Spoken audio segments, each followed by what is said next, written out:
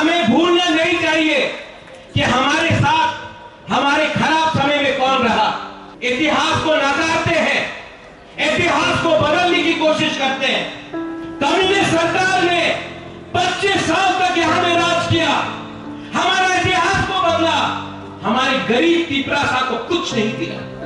20 के 20 सीट बहुत बार कम्युनिस्ट को दिया, रिटर्न में क्या मिला? गरीबी, बेरोजगारी, भूख, शिक्षा कहीं नहीं, कहीं में पीने के लिए, पानी के लिए हमें 5-5 किलोमीटर चलना पड़ता था। आज समय आया है, आज समय आया है कि हम अपने दुश्मन को, जिसने हमें वंचित रखा, जिसने हमें नॉर्थ ईस्ट में सबसे गरीब अगर कोई जनजाति है तो वो त्रिपुरा का है। किसने रखा है? वो समझिए, किसने आज हमें इस स्थिति में रखा है और उसका जवाब इस इलेक्शन में आप दीजिए। मैं यहां में अपनी बहन के लिए वोट मांगने नहीं आया, मैं यहां में अपने लोगों